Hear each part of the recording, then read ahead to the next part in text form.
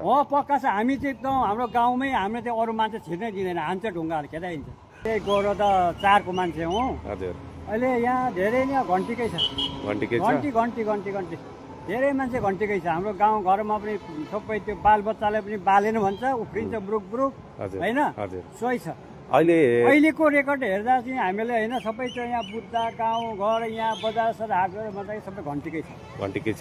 जीवन विकासमा अहिलेदेखि डाक्टर अनुसारले लगभग भनौँ न 3 घन्टै सर्जरी गरेर त्यसलाई अलिकति निको पारेर लगभग अहिले म एकदम पर्फेक्ट छु। सरलाई धन्यवाद गर्दैछु कि घन्टीकै छ, राम्रो छ घन्टीको।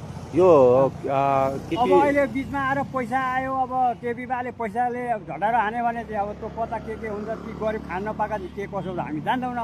तर अहिले धेरै मान्छे त्यो हिजो बच्चा मारेको हिसाबले त्यो देखेर केपीको त नाम सुन्न मन गर्दैन, सुन्न मनै लाग्दैन मान्छेलाई क्या, त्यो मान्छे मारेको देखेर।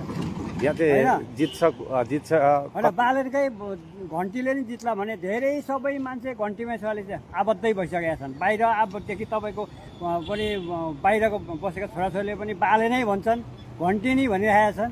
हामीले जानेको चाहिँ अब होइन बुझेअनुसार चाहिँ अब हामी हिजो एमालेका मान्छे थियौँ, अब आज हामी एमालेलाई दिँदैनौँ, घन्टीलाई नि दिने हो। जे भने पनि एकपल्ट उसलाई चान्स दिने हो, बा त्यो काठमाडौँ जस्तै बा हाम्रो झापा बन्छ कि होइन। यहाँ के सुनिरहेको छु भने केपी शर्मा ओलीले चाहिँ धेरै विकास गरेको छ अरे भनेर। होइन छैन छैन, त्यो सबै झुक्का होइन। के को विकास हुनु, के को कहाँ विकास गरेको, खोइ बिच। अहिले यहाँ यही यति पिच देखेर मात्रै हुन्छ? तपाईँ गाउँ पस्नु भएको छैन अझै, गाउँमा बिजोग महाबिजोग छ, के को हुन्छ विकास? यसलाई केपी शर्मा ओलीलाई चाहिँ बारम्बार यहाँबाट जिताइराख्नु किन जिताइरहेको थियो यहाँको जनताले चाहिँ, विकासै गरेन?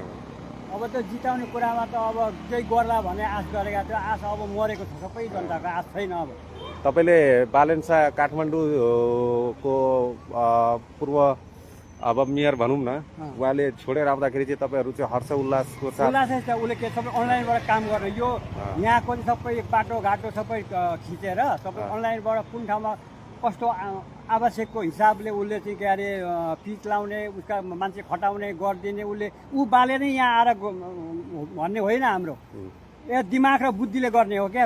विकास गर्ने भनेको ढुङ्गा बोकेर त हर्का सागमा जस्तो ढुङ्गा बोकेर विकास हुँदैन, यो देश बन्दैन। हतियार कस्तो कस्तो औजार आएको छ हाम्रो देशमा भन्नुहोस् त तपाईँ, कस्तो आएको छ अहिले औजारले चाहिँ देश बनाउने हो। त्यो चाइनामा हेर्नु त, चाइनाको कस्तो कस्तो ठाउँमा कस्तो विकास गरेको छ। त्यसरी चाहिँ दिमागले पो काम गर्ने हो त।